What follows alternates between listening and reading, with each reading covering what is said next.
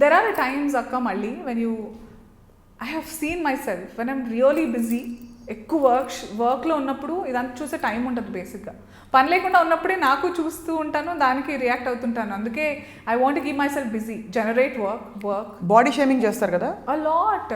వాళ్ళకేం తెలుసు, I'm so proud of my body for the పొట్ట, because there were times when it was a home to my child.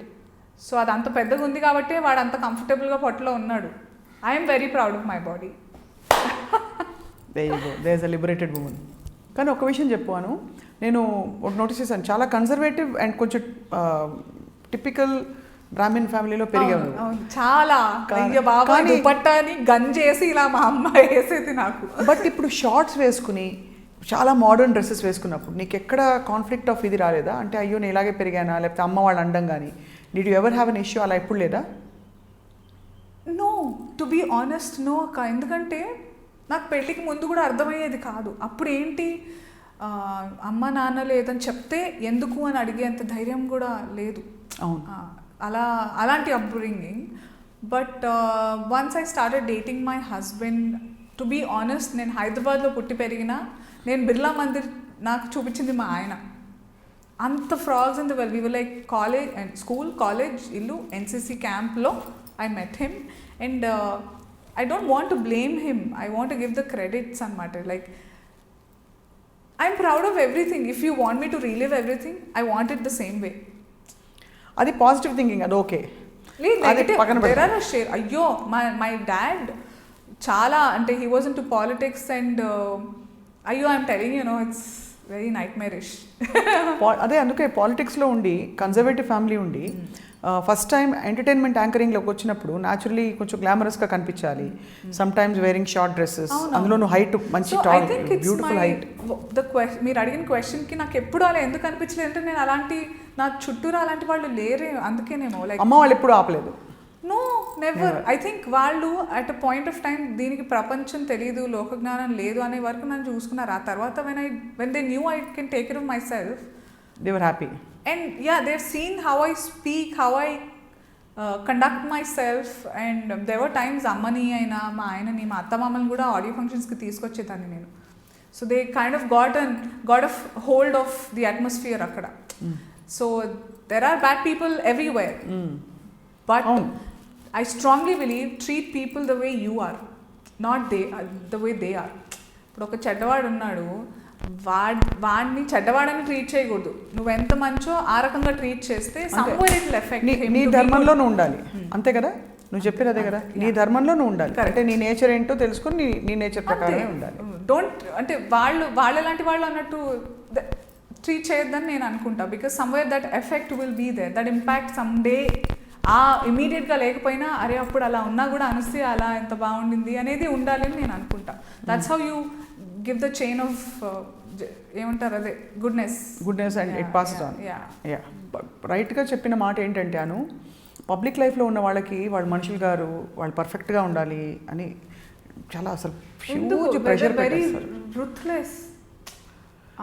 ఒకటి రెండు సార్లు react అయ్యి కాంట్రవర్సీ కూడా అయింది కదా, ఐ థింక్ చేశారు వాళ్ళు. నేను నార్మల్గా రియాక్ట్ అయ్యాను. ఇప్పుడు ఇదే విషయం బయట ఇంకెవరినైనా అయితే కుటుంబాలు గొడవలు పడి చంపేసేసుకుంటారు.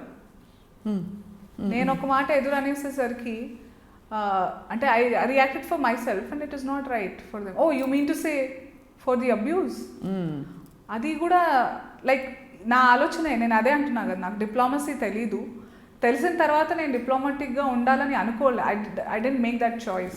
ఎందుకు ఉండాలి డిప్లొమాటిక్గా అసలు ఎందుకు? కానీ ఇంత బోల్డ్గా ఉంటే అంటే కొంచెం ఏదో క్వైట్గా మీక్గా ఉండి అందంగా కనిపిస్తూ అలా ఉండాలని ఎక్స్పెక్ట్ చేసే ఇండస్ట్రీ కాదా ఇది? You don't think you can be bold and still get అలా ఉండాలని ఎక్స్పెక్ట్ చేసే ఇండస్ట్రీయే. మరి you have to dress well, నాచుగానా చేయాలి, నోరు తెరవదు, బుర్ర వాడకూడదు, బుర్ర ఉండకూడదు అసలు, వాడకూడదు కదా first of all. Yeah, you just have to smile. అది అలా అలవాటు చేశారు ఇంతకు ముందు.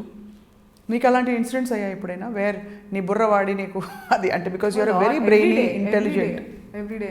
ఇప్పుడు కూడా నేను ఏదైనా ఫోటో పెట్టాను అనుకోండి, ఇదంతా నీకు అవసరమా ఆంటీ, పిల్లల్ని చూసుకో, అదేదో వాళ్ళు నా పిల్లలకి ఫుడ్ వాళ్ళు పెడుతున్నారు, ఫీజు వాళ్ళు కడుతున్నారు అన్నట్టు వాళ్ళకి కష్టమవుతోంది నేను బాగుంటే. So it's funny actually. నేను ఒకప్పుడు చూసి నువ్వేంట్రా నేను కన్నా నీకేంటా అని అన్నారు, but I'm like okay dude what else can you do, ఇంతే ఇంకేం చేయగలవు నువ్వు. వాడికి ఎంత పాపం ఎన్ని కష్టాలు ఉన్నాయో వాడికి, అంటే ముక్కు మోహన్ తెలియదు నిజంగా. నేను తెర మీద నేను ఎలా ఉంటానో చూస్తాడు అంతే. What I do, what's my life, like everybody has ప్రతి ఒక్కరికి ఆ రోజు స్టోరీ ఒకటి ఉంటుంది. ఇప్పుడు నేను ఇక్కడ మీరు కూర్చున్నారు, ఇంతకుముందు ఒకటి జరిగింది, it will affect how you correct deal this hour right now. మనం ఫస్ట్ కాన్ఫిడెన్స్ ముందు ఎంత మనం తెచ్చి పెట్టుకున్న కాన్ఫిడెన్స్ అది ముందు లాగేసినట్టు అవుతుంది ఎవరైనా.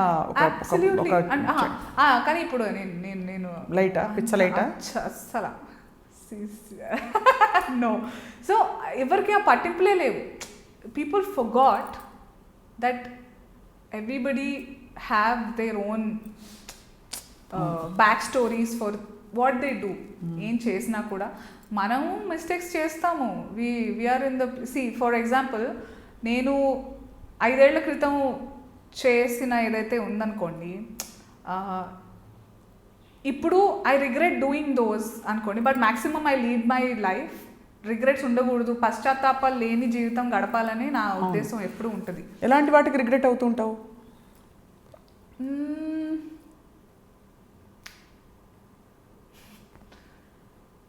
ఇప్పుడు చెప్పకూడదు యాక్చువల్లీ. చెప్పే నేను అక్క కదా, అక్క అందరికి చెప్పేస్తాను. ఇప్పుడు అక్క ఎవరికి చెప్పదు, సీక్రెట్, మన ముగ్గురు మాత్రమే వింటున్నాం ఇది. I regret for encouraging some content that I was a part of earlier, but luckily even the team I work with is also evolved. అవన్నీ చాలా తగ్గించేశారు, ఇప్పటికీ కొంచెం ఉంది, బట్ मुझे भी रोजी रोटी ज़रूरी है, तो sometimes you have to play along. So అప్పుడు నీకు అనిపించిందా అనసూయ, బికాజ్ ఇది పెద్ద కాన్ఫ్లిక్ట్, అంటే నీకే కాదు చాలామందికి, ఆల్ యాంకర్స్కి, పర్ఫార్మర్స్కి, ప్రెజెంటర్స్కి, how much they should be part of somethings like this, you know, అది కరెక్ట్గా అనిపించట్లేదు మనకి. బట్ మనం ప్రొఫెషనల్గా తీసుకోవాలా లేదా? ఫర్ ఎగ్జాంపుల్ పాటలు పాడేటప్పుడు సింగర్లకు కూడా ఉంటుంది ఇలాంటి సాహిత్యం. I used to think when they were hating Jabardast so much for the jokes or body shaming, gender bias, etc. ఏదైతే అని బాగా కౌంటర్లు వేసేవారు. హ్యావ్ యూ హర్డ్ ఎప్పుడన్నా క్వైట్గా the lyrics that we had during 80s and 90s? అమ్మో చాలా ఉన్నాయి. పచ్చి దే ఆర్ వెరీ వల్గర్. ఓ 2 పాటలు పాడు. అమ్మా no, I don't want to mention. Repeat those. Yeah no, I mean yeah కరెక్టే, అవును. కానీ అది ఎందుకో కనిపించరు కాబట్టి అంత బ్లేటెంట్గా not in the face. Is it my fault? Is it this generation, ఇప్పుడున్న generation actors or anchors fault కాదు కదా అది. ఇప్పుడున్న సోషల్ మీడియా, ప్రెస్ అట్లా ఉండింది. ఒకప్పుడు పెద్ద వాళ్ళు ఉన్నారనుకోండి, ది యాక్టర్స్, సూపర్ స్టార్స్, అప్పుడు everybody had their lows. Savitri అమ్మనే తీసుకోండి, she had such horrible highs and lows in her life, ఎంత వాలటైల్. కానీ అప్పుడున్న మీడియా వాళ్ళకి ఒక రెస్పాన్సిబిలిటీ ఉండేది, ఎలా తీసుకెళ్ళాలి, how to interpret or present this. ఇప్పుడు ఏంటి, అమ్మ నీ పింక్ కలర్ కనిపించింది, ఠింగ్ అని జూమ్ వేసి పెట్టేయాలి, అలా ఉన్నారు ఇప్పుడు. అవును, there is no individual responsibility లేదు. Mostly it's very important. నేను కూడా అదే బ్యాక్గ్రౌండ్ నుంచి వచ్చాను. ఇట్స్ వెరీ ఇప్పుడు ఏంటంటే ఒక క్రైమ్ జరిగితే ఆ క్రైమ్ జరిగింది అని చూపించడం వేరు, ఎలా చేయాలో చూడండి అనేది వేరు. అవును. సో ఆ రెస్పాన్సిబిలిటీ ఇండివిజువల్గా ఉండాలి. ఎవ్రీథింగ్ అక్కడ the quality has deteriorated so bad. World కదా, మనం ఇలా తీసుకుని వెళ్ళాలి అంతే. అంటే జాగ్రత్త.